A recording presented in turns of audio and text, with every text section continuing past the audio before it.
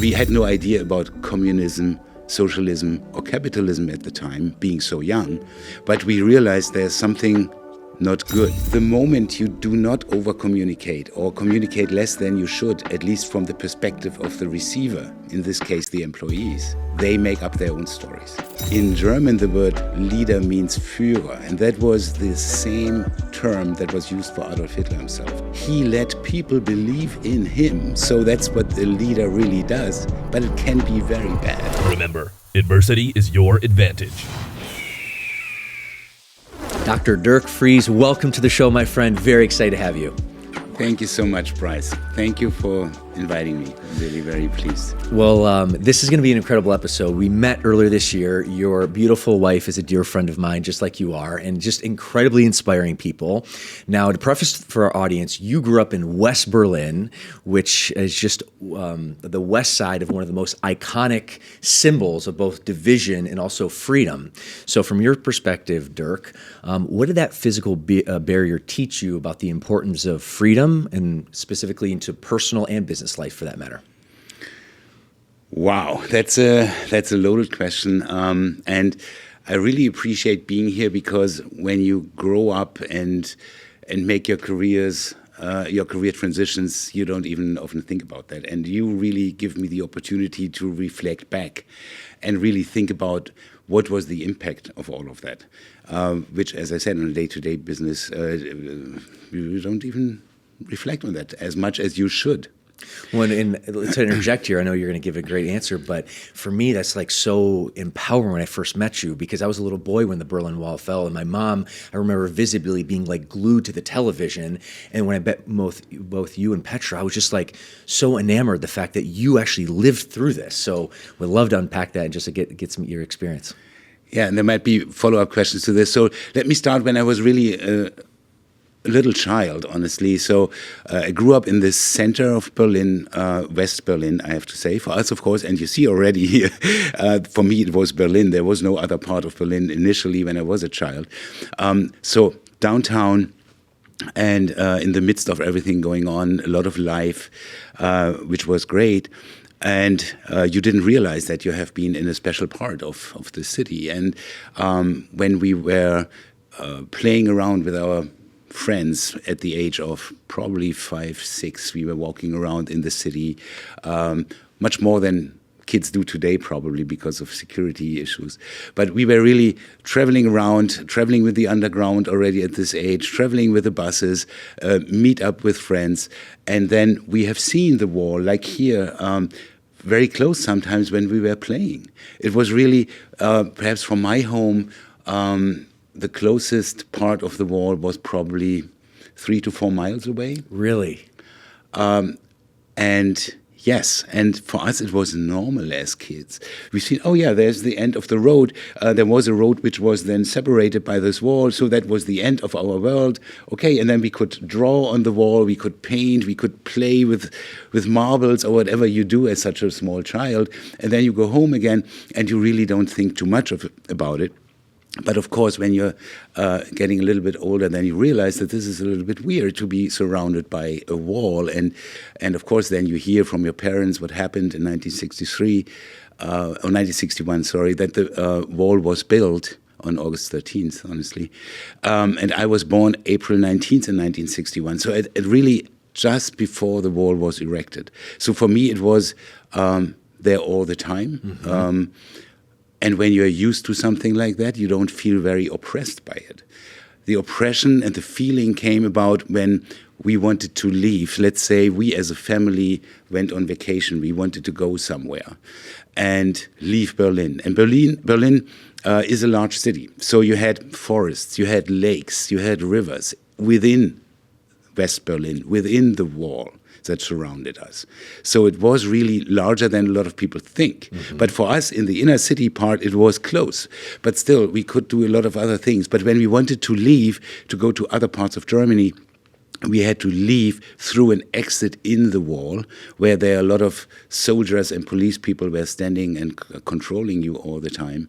And then you went with your car through a corridor, which took, depending on one of the 3 corridors that you could take, between 3 hours and 6 hours to then arrive in another part of West Germany, going through Eastern Germany. And this feeling I still recall. And that was very depressing, very sad, very anxiety-filled, I would say, because you were always afraid of soldiers looking at you, observing you, and they did so. And then it was really a huge relief when you ended up again in the West after another part of the wall, or a fence more or less at this part, entering into West Germany then. And that was a huge relief always. And then going back into Berlin West again, where I grew up, it felt fine again.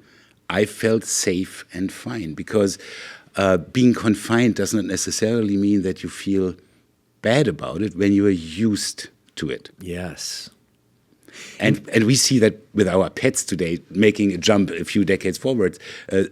Our dogs sometimes go voluntarily into their crate because they want to feel safe. Yeah. And that is something like going back to West Berlin. And West Berlin was a great, great city. And I can give you a lot of examples, but I don't want to interrupt your question right now. No, I love that. Thank you. What was your understanding on the other side of the wall, how East Germans lived, what the society was look like? So, of course, to your point, human nature, we normalize things. It was just a normal thing of your experience. You did mention that the when you did notice something was off when you had to travel outside of West Germany, or at least West Berlin. But what was your understanding of East Berlin at that time as you grew up? So the understanding was whatever we have seen, was it either on TV or when traveling through East Germany, was that it was very gray. There was no color. And I think Petra also mentioned that in a conversation with you, that for her it was huge to see West Berlin then first time being so colorful. For us, it was the opposite. We have seen depression. For us, everything was gray. Mm-hmm. The buildings were gray. The people were dressed in gray. And I've never seen somebody, of course, these were soldiers and policemen, smiling. So they were always very stern, very sad, you could say. And this impression made a lasting impression on us as kids. I grew up with a brother who's 3 years older, that we didn't want to deal with that at all. So we had no idea about communism, socialism, or capitalism at the time, being so young. Mm-hmm. But we realized there's something not good. Let me put it as such. Yeah. And then when we learned more in school about it, in our textbooks, of course, what happened, what is the history, then we understood much more what the driving forces behind that were, how the division of Germany happened after World War II. And then we have seen, oh my God, that's nothing we want to ever deal with socialism or communism. That's how we were raised. And I was specifically raised in the American sector, but perhaps we come to that later a little bit, why I'm today here in America. But well, let's talk a little bit about some of the vivid memories that you have. And I guess, when did you, come to the realization that, oh, wow, there are two systems at play, and I, certainly value and benefit from the capitalistic, system. And I know, from just being your friend, your father had a very successful as a medical doctor, yes. OBGYN. Yes. So what were the conversations? What was your parents' outlook on this? I'm just trying to kind of get a good understanding of when you had this big aha. Oh, wow, there are two separate worlds here, and I'm grateful to be on this side of the world. I think, as I said, I realized it first more as emotional. I couldn't explain it, but then I realized that probably with the age of probably between 8 and 10 or so, that this is really related to these differences in systems around the world. I was very interested, always curious, still am. So I learned a lot about what was happening there, and realized that, for me at least, we lived in the better system, and I was very grateful for that my parents decided to settle in West Berlin, because it was, when I was talking to them, and my mom is still alive, it was not as self-evident as it looks right now with hindsight, to be honest. Very weird, doesn't it? Because you would assume that everybody would have selected to go to the West if they had the opportunity. Right. A lot of people later on tried to flee the East, risked their lives. People were shot. Yeah. So you would today think this is the most normal thing to do. In the moment, in 1961, when the wall was erected, there were a lot of friendships. There were client relationships, patient relationships between the East and West, and people were not 100% sure whether they should really leave that all behind in the East if they had the opportunity to do so, or whether they would be in insecure future for example. Just one example, which I also learned from my parents many, many years later, because we were talking about this, and I said, I'm so grateful that we are here. And they said, yes, we are grateful as well that we took the, for us, right decision. But my grandfather was an attorney and notary. And when the Soviets came to Berlin, they, of course, also, they are not just only mean people, they also needed legal representation. So they asked my grandfather to become the Attorney General at the time. And he did so on a side job. Can you believe that? So he had his practice as an attorney and was Attorney General for the Soviets at the time. And he tried to get rid of that as soon as he could, but he also understood there's a need for a legal representation of some sort, which today we have a hard time even understanding what that meant at the time. So I was very glad that my parents went to the part that they went to, into West Germany, West Berlin, and West Berlin was divided into three parts from the north to the south. It was the French part, the British sector, and the American sector.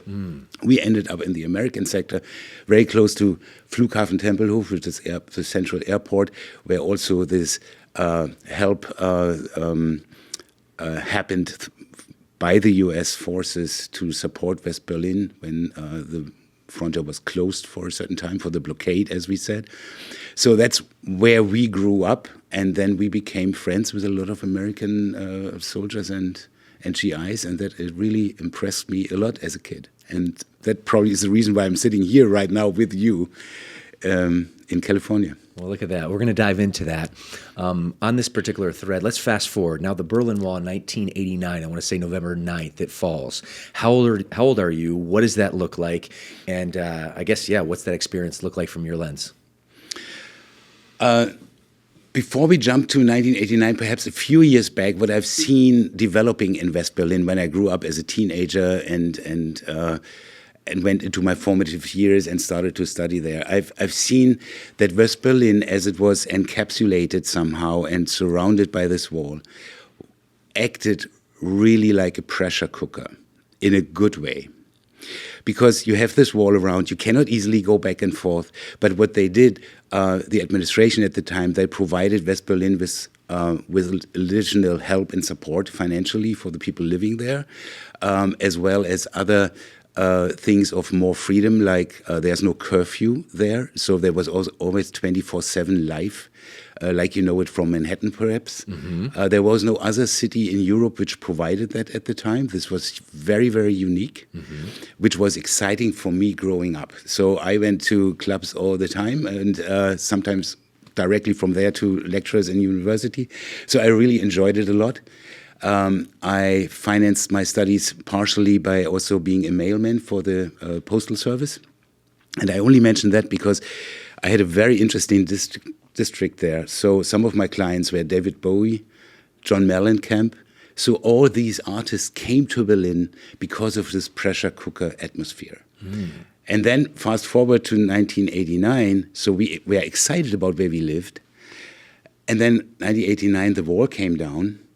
And we couldn't believe it, honestly. We have seen, of course, over the last months before the wall came down in November, that there was kind of a peaceful revolt of East Germans going on, and we could never believe that it really would happen, that the wall really would be opened up and that people could come over. And I recall I was just out there with colleagues after hours playing a game of squash, which I think you call racquetball here. And we've seen there, after our game on the monitors, the wall is opening. And it was really like, what, is that real? We really couldn't believe that. We thought, surreal, that's comedy, or is that real? And then we realized it is real. And then what starts to go through your mind is, first of all, you get goosebumps because that's really a moment nobody would have expected, and how great that is. And secondly, in the same second, you also realize I have a lot of fear. Because what happens now to West Berlin as we know it? Oh, wow. And some of that fear was rightfully there, and I come to that a little bit later in our discussion probably. And some of that was totally senseless, and really, because we were afraid also of the change, afraid of the people who came into West Berlin. What do they bring, or what do they take away? Well, let me ask you that. I was actually very curious. So the wall comes down. It's interesting. I never thought there'd be fear, but I can understand that now when I look at that from that lens. Did you feel, and I'm curious about you specifically, but also too, just your friends, your family around, connected with the people of East Berlin, East Germany? Because at the end of the day, like when I look at this as America on the outside, years, decades removed, you guys are all one people. However, what did that look and feel like to you when that wall opened up and you connected? So we as a family, we had no connection to anybody in the East. We did not have relatives there. So, and we did not pursue, even when we had the opportunity as West Berliners to visit East Berlin, to really do so frequently. I did this once, I think, I recall, and felt really very depressed and wanted to go back to West Berlin as quickly as I could. And I always told my parents that if I'm ever going to leave West Berlin, because it was such an exciting area for culture and business and everything, that I would move to a larger city like Paris, London, or New York City. And I could not even imagine anything in between. And so when the wall came down, really it was not sure, but the future might really hold. And then you have seen many, many people coming into West Berlin, and they wanted to have their experience of the West, which I totally understand. Of course, they were very curious, like tourists, thousands. Even where we lived, when you looked out of the apartment, there were 1,000 people on the square going to the department store across the street and having the opportunity, and which really sounds great. But on the other hand, it was to a certain degree also a little bit annoying. So we were not always welcoming them from East Germany or East Berlin as we should, which I think takes an interesting turn, which we are going to talk about for sure when we are talking about Petra, because she's from there and she became my wife. So that's probably the most unexpected turn when I talk about how we felt about these people in the first place when they arrived. Well, we have a podcast coming out with both of you, which I'm very excited to dive into. So we'll kind of touch on that, I guess. We've already touched on that when our audience will see that podcast come out. I want to dive into now you talked about, going to school, self-funding, through you're a scientist by trade. You're also a business leader and you're also a philanthropist. You're just a very inspirational person to me in the world. Thank you. What did the schooling look like? And then really what I want to take the conversation to is your views on business and, views on capitalism and socialism going through school and then, entering the working world. Would love some perspective on that. That's an exciting topic. Yeah, briefly about school. I could walk to elementary school, so I did so. Had an 8-minute walk or whatever. It was great in the middle of the city, and I enjoyed school every day. Really, I really loved it. And then went to what we call gymnasium. It's a mix between high school and college in a certain way, and you need this kind of diploma then to enter university. And that was even closer. So I really enjoyed it, being so close and having lots of friends there. And we did a lot of fun stuff as well. And we learned about, of course, in political science, about the systems, about capitalism, socialism, communism, and all the history behind it. And still, I didn't feel fuzzy about it. I wanted to avoid it by all means. I didn't want to have to do anything with that. Just stay away from it. Go make your career elsewhere, as I said, either in West Berlin, not in the rest of Germany so much, but then in other countries, which I was really looking forward. I was always inspired by other cultures and wanted to do that.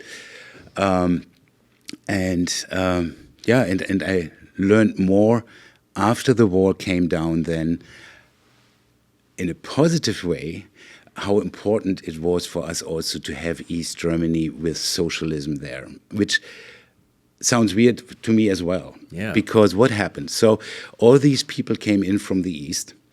The result, of course, was that we in the West didn't have enough money on the one hand. That was one thing we were afraid of, that a lot of money was spent on really helping the people in the East.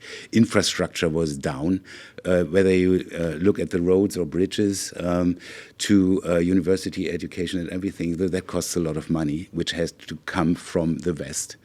So there was an additional tax installed, which is called the solidarity tax. And people in the West, of course, didn't like that too much. Who likes more taxes, No. of course? Yeah.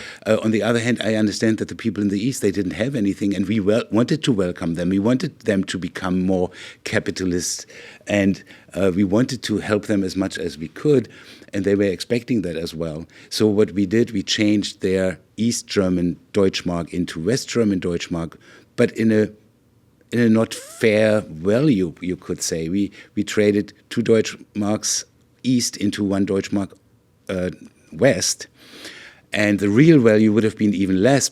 So in the West, we thought, oh yeah, that's a very generous gift. But talk to people from the East, they thought they took away our money. We came to you, we became capitalists, we wanted that, and now you take half of our savings.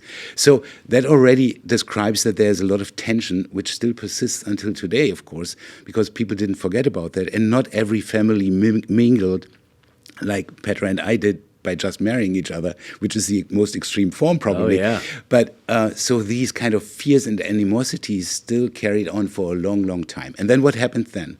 Then people from the West realized that the East is a huge reservoir of opportunity to sell stuff to. So a lot of people from the West went to the East and sold everything, from utilities to infrastructure, construction, you name it. And that led to the fact that the capitalist West German then got a very negative image in the East, and rightfully so, because the balance between capitalism and socialism wasn't there anymore. So beforehand, we were always aware of, we are capitalist, yes, but to a certain degree. We always realized that we also have to give back, that we also have to be kind and nice and not just see the dollar or the euro or the Deutschmark at the time. Because we have seen the effects, on the other hand, if it would become socialism, so try to balance that. Now socialism was gone from one day to the other. And a lot of people exploited the East in a very extreme capitalist way, which also gave me the feeling, oh, here's something definitely out of control and wrong. And that led to decades of frustration between East and West Germans as well. So I realized at the time, perhaps we would never have one world of capitalism only, because there's have to be checks and balances. And just by having another system being viable in the neighborhood helped us to be so self-conscious about this, what we have, and not to exploit it too much. Does it make sense what I try to explain here? You really need the negative, you need the good and the evil, if I put it like that, sometimes to really understand and appreciate what you have with the good. And that you see realized in movies. But for us, it was on a day-to-day basis that from one day to the other, this evil has gone and the good turned into something not so great. Let me put it like that. Well, there's always a yin and yang in life, and I think it's important to understand the dichotomy, which is why I'm just so fascinated with you, Petra, and this entire conversation. All right, so I want to transition a little bit into, I guess, your storied career coming from a scientific background, but then you decided to make a transition to be a business leader. So I want to talk a little bit about your journey as a leader, also your migration to the United States. So what was the big driver in you deciding to transition to a business leader from your scientific background? And I think that's really important for our audience, especially because this is a business show, right? And a lot of our audience seek to, transition. They want to, be their business owners. They want to be better leaders, and that, constitutes change of identity and transition. So you've done that many times in your life, from transitioning to industries to transitioning continents, living here in the United States of America since 2013 and 14. So can you talk a little bit about that transition and what that looked like, from your experience? Yes, so again, that goes back again to the Berlin Wall coming down. So my career was on a pretty clear path, I would say, being a scientist. So I wanted always to become a biochemist, which I became. I studied biochemistry. I did my master's, worked around antibiotics at the time, did my PhD study around aging in biochemistry, and then my postdoc around cancer research. So in Germany. In Germany, in West Berlin, we had and still have great universities there which provide this kind of background and foundation. And then when the wall came down, as I said, there was a financial constraint on the whole economy in Germany, now one Germany, and a lot of money had to go to the East because the universities there, they really didn't have a lot of resources, and I understood that. And I realized then that I had to apply for grants for my students in my lab. And the cycle became shorter and shorter, from 12 months to 6 months to 3 months. And I had to do more grant application writing than doing real research. That was a little bit frustrating. And then also having just founded a family with Petra, and she came to my lab originally in the West, and that's how we met. And we talk about that probably when we are together talking to you. I realized that this is probably not the way forward to stay in academia. It's so uncertain. Whereas I was taught also by my parents that academia is offering you a great career opportunity. You can become a professor, you can become influential, you can travel the world and giving lectures everywhere. And of course that sounds very intriguing.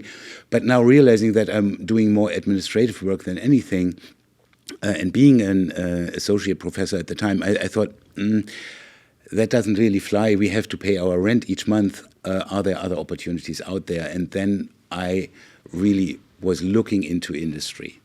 And and we talk later about wisdom, about this nonprofit which I founded. I didn't have a mentor really helping me with that transition, so I had to do this on my own, and I would have loved to have had a mentor. So I then reached out to industry, got a job there, and I thought at first, how might that be? I don't know what industry feels like. Are you very limited? Coming back to freedom, do you have to do what they want you to do to develop a product? Whereas until now, I could do really the pure science. I could really study aging because of understanding aging, not because there's a product necessarily behind it, which I did some applications on this in cosmetics, by the way, but not necessarily that was a driving force. Whereas in industry, I was afraid of that my freedom is limited by you have to develop, Dirk, this product, this pharmaceutical product. And that's not true. And I learned that after the transition. I went to a pharmaceutical industry, then went into sales and marketing in the pharmaceutical industry, then into the laboratory space, which I understood very well because I worked in the lab beforehand myself, worked for US companies in the laboratory space, and and had a great experience and learning experience there. And finally, right now, I work for a German company, also in the laboratory space called ULabo, and we do special temperature control for very interesting applications from the lab into space tech, cannabis, and you name it. Very, very diverse field, very interesting. And we are located here in the US, in Pennsylvania, and that's why Petra and I came 10 years ago to the US and moved to Pennsylvania, which for us is great. We really love it and cannot be more happy. So grateful that you did. So grateful you did. Thank you. So transitioning from a science background, and still to in your career today, you still use that background, which is really important. But you've navigated, become a business leader, and part of this big topic of this particular podcast is about teaching leadership, and you're a world-class leader in your own right. So, in knowing you and also to doing research for the show, I know one of your leadership philosophies that you've communicated is leading both with the heart and the mind. So I'd love for you to be able to provide, some, I guess, context to that. And then really from a leadership perspective, how do you, deal with providing empathy to people, but also too making sure that you're leading people and setting standards as well? That's a very interesting question. So leadership is an interesting topic in itself, and I write about that. I read articles and publications because I'm so personally fascinated by it, and had podcasts about leadership as well, and I really enjoy this because leadership in itself doesn't have a value of being good or bad. Everything is out there, unfortunately, and I'd like to be a good leader, of course, but there are a lot of bad leaders as well. But what leadership in general means is that you have to have a personality, I think, that doesn't have to be smooth. It should have a few rough edges as well, that people can identify with you to make you authentic. And leadership can be terribly bad. And that's something I have in the back of my mind all the time. And I think specifically coming back to my history, being a German when I was born there, because in German, the word leader means Führer, and that was the same term that was used for Adolf Hitler himself. Therefore, we Germans are so cautious when we are talking about leadership. Whereas I've realized... Because it's associated with Adolf Hitler. Yes. So whereas in the US, I always hear when we are talking about leadership, that's a good thing. Yeah. and it's very positive, and I feel so as well, and I love it. But I have it in the back of my mind always that leadership translated into German means Führerschaft, or the Führer. And the worst example in history, I think, was this leader. And he let people believe in him. So that's what the leader really does. But it can be very bad. Well, I want to interject here, and I completely agree. I look at leadership, I love it, but it's a tool. It can be used just like money. Exactly. It can be used for the good. It can be used for the bad. I love it. This analogy, exactly. But we have to keep this in mind. And therefore, I always try to be the good and the best leader. So really to be approachable by the people that I lead, to be authentic, to have opinions. They don't have always to align with the opinions of the people I lead, but they have to believe in that I lead for the greater cause of the company, of the staff, of the family of the staff, that really they are provided security. That's key for me. And I'm extremely proud that we just got nominated Best Workplace in Pennsylvania, where the people, and I got the results from our staff, they said 100% of all of them feel safe. And what better could happen to me? Just 2 weeks ago, I read this result. I was extremely proud and happy. And that for me means good leadership, that this is the result of what I do every day. And I cannot wait every morning to go there, but that the result is that the people feel safe. And then they do, and they provide more than you ask for. And then open up your heart, really embrace them with their issues and concerns, talk about them, about these concerns, talk to them each and every day if possible, and keep a close relationship. That really is key to me to be a good leader. Oh, I would agree with you 100%. I lead through relationships. And at the end of the day, like, you know, if you can build a team, align a team, direct a mission, but you build that through personal connection, through relationship, that's really what creates influence. So I definitely buy into that. Don't dictate, exactly. And we had the pleasure that when we arrived here today in Chino, that you led us through your HQ, your headquarters here, and you introduced all your staff members to us. And that's exactly what I sensed right away. It's exactly how I deal with the people that I lead, and that made me feel very, very good and comfortable that you do exactly that, what I do as well. And I think we are both successful for this reason. Thank you. I would agree. All right, my friend, I'm going to pull a quote, okay, from your LinkedIn, and I would love for you, this is a leadership philosophy of yours, would love for you to unpack this.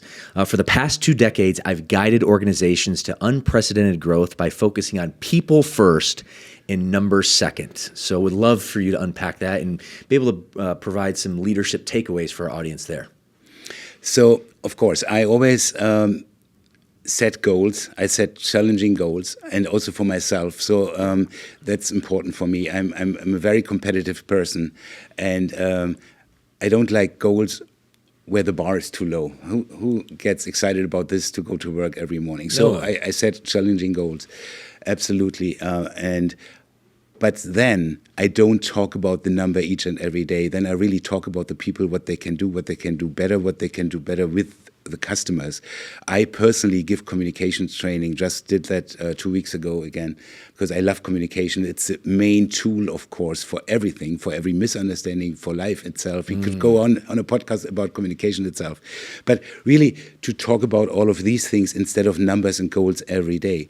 But I do town halls. I do communicate on a monthly basis our results and where we stand, whether we are behind or ahead, which would be awesome, of course. So they know about this, but this is not the first thing I talk to them about each and every day. First, it's about them. How do they feel, and how can they really get the environment they need to give their best for the company, that we can achieve this goal. And this really comes then automatically as a consequence. That's what I've seen in all the companies I worked for beforehand. And you asked about difficult decisions. Yes, I'm in the pleasant situation right now that I really feel I have the dream team around me. And I have a very close relationship also with the president of the company, and he agrees with that. And let me really develop this team as it is currently, that I'm responsible for at least. And that is very important, but that also means that you sometimes have to let people go which are not the right fit at the moment in time in the place they are in. Mm-hmm. And I'm extremely proud of that. After even having taken quite a few, honestly, decisions. So it's not rare, unfortunately. So I had to do this over time. That most of these people are still in very close touch with me and reach out all the time where they currently are, waiting for another opportunity that we are growing and have opportunities for them to come back. And so there's not this bad blood. And I think that's very, very important because you can let people go. You have to fire, unfortunately, sometimes. You do.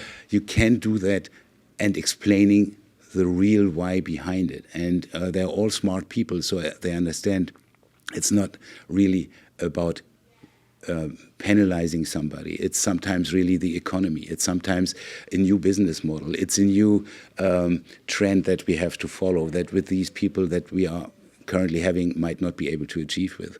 So you have these decisions to take, which nobody loves to take as a manager, but you have to. And it's critical that you clearly communicate that and provide even help. So I also did that back in Switzerland for a large pharmaceutical company. I had to let somebody go. Was no reason other than economical reason, and helped her with finding a new job. Let's unpack that because I think it's some very important leadership. You need to be able to communicate, and I want to unpack that a little bit even more. A lot of times you have to communicate bad news, but be able to do that authentically, with the proper reasoning, et cetera. So in that particular situation, or others as well, how do you communicate that bad news? What's some strategy behind that? And I think it's important for our audience who want to be better leaders, want to be better communicators, to learn some tactical skills on how to accomplish that goal. Communicating bad news happens all the time, and I'm just recalling the latest instance at the company that I'm working for right now. That was, of course, the pandemic. And what you can do about this is really to communicate frequently and better over-communicate than not enough. Because the moment you do not over-communicate or communicate less than you should, at least from the perspective of the receiver, in this case the employees, they make up their own stories. And that's extremely dangerous because then there are rumors flying around in the company. What's going to happen here? Are we closing down? What's the future? Should I look for a new job already? Then you might lose even people that you don't want to lose. And I'm very glad that our attrition rate is extremely low, and it really is based on the leadership. And so give authentic information. You as a leader and manager of the company, whether CEO, president, or whatever your title is, might not know all the details. But share what you know at this moment in time. And that, again, gives me a flashback to a situation. There was a terrible flight catastrophe back some 25 years or so in Switzerland when Swiss Air was still existing. And there was a Swiss Air flight going down in Newfoundland. And all the people died, unfortunately. And I was listening to the communications manager of the time of Swiss Air. Her name is Beatrice Chanz, and she spoke about that. How could she communicate this disaster to the world, to the families of the deceased? And she was talking about they didn't know anything at the time, but everything they knew, they shared and overshared with the families. And therefore, this became this one glorious example in natural catastrophes or human-made catastrophes in this case, how communication went extremely well. And this is an enormous example which I always have in the back of my mind and try to follow. That's incredibly valuable. And I love the analogy of over-communicating versus under-communicating. And the reason this is to your point, human nature, we fabricate stories. In the absence of information, we fabricate stories. Mm-hmm. So if you don't provide that information, then we fabricate stories. And the typical stories that we fabricate are not the best case scenario, the worst case scenario. For sure, right. So, Dr. Dirk, from your lens, I would love to continue to dive on this particular thought process. Communication is clearly a strong tenet of leadership. What are some other skill sets or tenets of leadership that you know to be true about leadership and that you've acquired for yourself? Because I think that's just a great teaching moment for our audience. For me, and that is probably not for each and everybody the same, but for me, curiosity is the main driver. I'm so curious, and therefore probably I became a scientist in the first place. I read everything and listen to everything, whether it's on YouTube or whatever channel is en vogue right now. What I can hear from what other leaders are doing, good and bad examples. As I said, you can really learn and distill from both ends. And learn as many things from various cultures as well in business, and apply that as much as possible. And I'm going to interject here because my next question, because you're so well traveled, you speak 3 languages fluently, I believe, and many others proficiently. You've had such a great life experience and perspective, and I truly believe that perspective is leadership and leadership is perspective. So what I know to be true, Dirk, is the more times I experience things, living in different cultures, traveling different places, it gives me more perspective and it gives me the better opportunity to be a better leader, because when you're leading an organization, everyone in your team has a different perspective on the way they're viewing, your mission, your goals, et cetera. So how has travel and all your life experiences made you a better leader? I cherish right now what I have here in the US, and that leads us back to the very beginning of our call when we were talking about freedom. Mm-hmm. So as a leader, I led organizations in various countries, sometimes in parallel. I was general manager of Europe for a large US organization with various countries' responsibility. I was globally responsible for a very large corporation out of the US as well. And what I've seen leading people, I have the most freedom as a manager here, and that makes it easier in a way to lead than in other countries. And it is not necessarily related to socialism, but on a certain sliding scale, perhaps a little bit as well. So when I'm thinking, and no offense to anybody living in these countries, but when I'm thinking about France or Germany, you get so many obstacles in your way as a manager. You might have the same ideas that I currently have. You might have the same way of communicating that to the staff as I currently do. But the rules and regulations are so difficult. You cannot really follow through with what you intend to do for the best of the staff.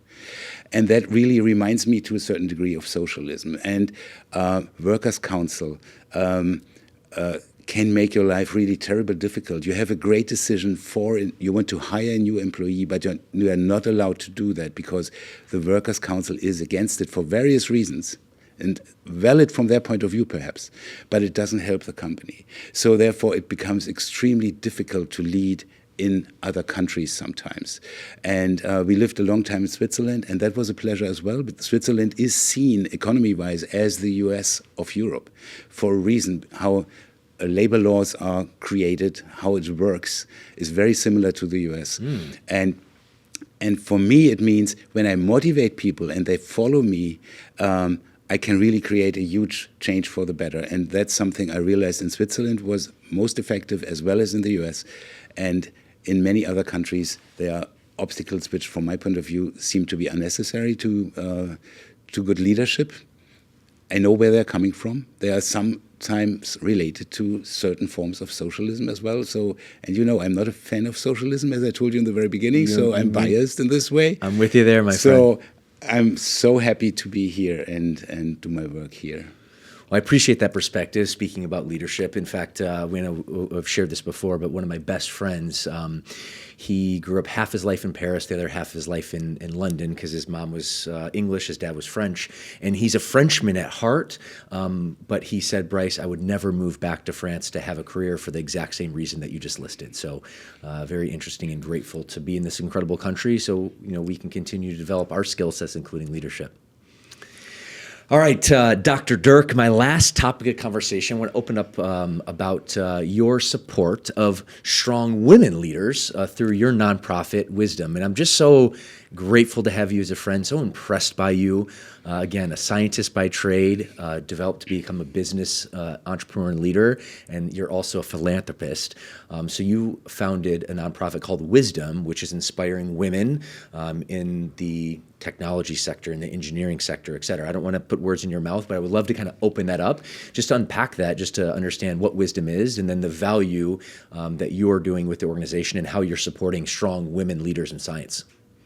Thank you very much for that opportunity. That's really close to my heart, Bryce. You're right. So again, comparison between various countries of the world. The nonprofit and charitable culture in the US is very special. And that's something when we came to the US, we had to learn this. Why? Because in countries like, again, in Germany, for example, you have a very high tax load. And it's expected that these taxes solve all the issues. So you pay your tax with your paycheck. Part of that is deducted. And then everything should be taken care of. Homelessness issues or whatever. And inequality issues. So you have peace of mind as an employee and think, yeah, this is taken care of. There's nothing I should do about this. The state, the country, the administration takes care of this. That's the thought process. Yes. Oh, got it. And then we came here and realized here so many charities, so many non-profits, so many more, because when there are non-profits in many European countries, they serve themselves in a way you can join a club, which is a non-profit, for example, but because you want to do sailing or you want to do join a gun club or whatever, so it serves yourself when you're a member, and this is a non-profit. Whereas here, a lot of non-profits really serve other people. And Petra and I were really intrigued by this. And then after a few years working here, I spoke to the team at the company and said, we want to give back something to the community. What is it what we could do? And we were really looking into also our client base. And we realized that women in science have been underrepresented in the STEM fields in general compared to other countries that I worked in before. And can you clarify STEM? I know we just talked about it, but for our audience who's not familiar with STEM, the acronym. Oh, the STEM acronym means science, technology, engineering, and math. Thank you very much for mentioning that. I like that always, because I always say you shouldn't just use acronyms without explaining them. So you caught me right now, Bryce.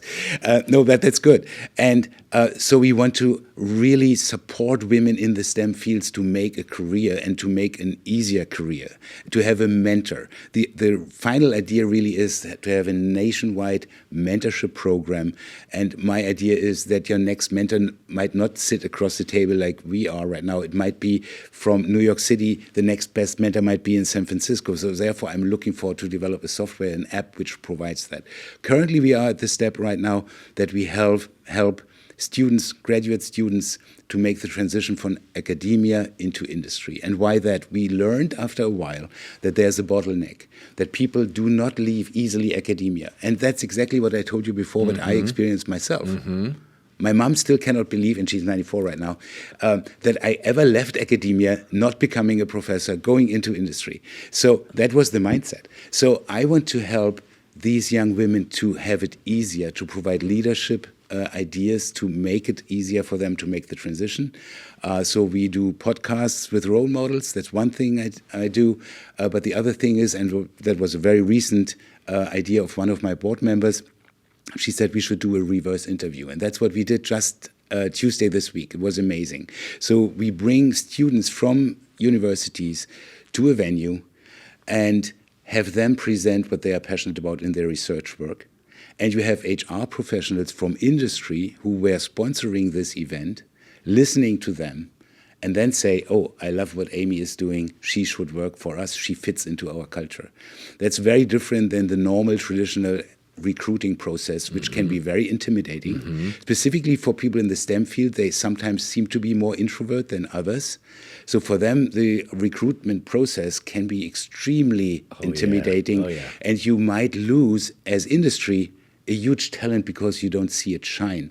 Now we want to make these women be on stage, let them shine, showcase what they are strong in doing, and then give them the opportunity to get a job.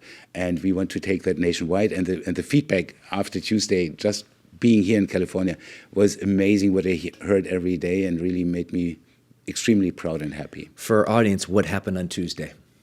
That was this reverse interview scenario where we had then really industry partners in the audience and where we had young students talking about their topics. There were a lot of computer scientists. Just to give you a few numbers, currently in computer science, in the job market, there are only 19% women. So that really shows you there's an inequality there. Oh, yeah. 81% male. Yes, oh, wow. Same in engineering. It's a little bit better in other fields like natural sciences, like chemistry and biology. There we have currently 35%. But yeah, that's very, very interesting. So we had a lot of computer scientists there. We had also a biochemist there and a chemist, amongst others. And yeah, it was extremely exciting for everybody, and also for the industry people. They have never seen something like that before. We haven't seen it ourselves, so we were really nervous. Petra joined us. She gave a keynote lecture, really talking about the fears that come along with that. And yeah, that was amazing. That was very rewarding. That is really very rewarding on top of being a leader for the commercial part of the business that I'm responsible for. Well, good on you. I'm proud of you. It was a really cool opportunity to see some press as well and see Petra's keynote featured on that press. And Kindred Spirits, you're supporting strong women and the STEM, industries. And I like to think I do that from a fitness and fat loss perspective. So absolutely, we are very, very, intertwined. So. Yeah, there's a lot of science behind what you do, and and we could talk about that for a long time as well. Yes, absolutely. All right, so as we wind down today, I want to ask a last few questions. And the essence of this show is I teach leadership, I promote capitalism, I defend free speech, because I think these things are fundamental to human prosperity. And if you break them down, for me, my core value is freedom. I believe that leadership, when done right, creates more freedom in people's lives. Same with capitalism and clearly freedom of expression. So Dr. Dirk, from your lens, what does freedom mean to you and why is that important? It means really, when I talk about freedom, I think about this enclosure that we spoke about early on, this wall around where I lived, this cage, this, in a way, golden cage, because it was also nice within the cage, as I said. But freedom means to really go where I want, to travel where I want, to work where I want, and to provide the value where it's most needed, and to talk about what I want. And that felt really oppressed by the socialism around us at the time, how we grew up. It was difficult to talk about everything, specifically for the people in the East, but also for us when we were traveling through the East. We risked to be ending up in jail, for example, of saying something wrong. Therefore, I feel personally at the core what freedom of speech really means. And when we are talking about censorship today and how this is at the core of us, that we need to have free speech, that we need to have freedom in the sense of physical freedom. It feels like I do my gesture right now, like spreading the wings. That for me is freedom is what makes us fly and soar high, and really that's what I feel every day. I cannot imagine being without freedom, and just having had this experience of growing up and encircled by the socialism really made this even more felt to me and emotionally strongly felt. And that's why your perspective to me is just so incredibly fascinating, interesting. So I really appreciate that. The last question I have for you today, and the topic or the theme or the name of my podcast is the CEO Show, the Chief Executive Officer. Dr. Dirk, what does being a CEO mean to you? CEO, when we take it apart, as you just said, Bryce, the Chief Executive Officer. So we have this general feeling, I think, in society very often that the CEO is the boss of everything, but it's not, because it limits, just as the title suggests, it to the executive. Like the president of the USA is the chief of the executive branch, not of the legislative, not of the judicial branch. So in here as well, it's the executive branch of a corporation that is led by this officer. Officer for me is key as well. I think not a lot of people think often enough about this, because as an officer, you are serving somebody. You're not the owner of somebody. You are serving the owner. The owner could be the president of the company, like I have a president in the company I'm currently working for. It can be the shareholder. It can be a group of investment companies behind it. This is what the officer is serving. So keep that in mind. Always keep serving on top of your mind if you want to be a good CEO or similar, with a similar rank and title. You are serving the customers, you are serving the owners and presidents, and you are serving most of all your employees. I think that's very, very important to always keep that in mind and not to become arrogant, not to become condescending. Keep that in mind with all these nice and fleshy titles. You are a servant. And that is strong leadership, my friend, servant leadership. And that's the definition I buy into, and I could not have said that better. So Dr. Dirk, my friend, as we wind down today, I just want to thank you so much, not only for being here today, of course, it's great to see you as always, but for your adventurous experience, or adventurous spirit, your intelligence, your incredible breadth of knowledge and experience, and just for your boldness. I've gotten better. I know our audience has gotten better today. And from the bottom of my heart, thank you for being who you are and a dear friend of mine. Appreciate you being on the show today. Thank you so much, Bryce. It was a huge pleasure coming here, talking to you, have this conversation. And thank you, the audience, listening to us. I hope you take something away. Even if it's just a minute part, it would make really our world better. Thank you so much. All right, friends, I know you got a ton of value today. My humble ask is if you got value, like, subscribe, and drop your biggest takeaway in the chat. Would love to engage in a healthy conversation. And never forget, adversity is your advantage. We'll see you in the next episode.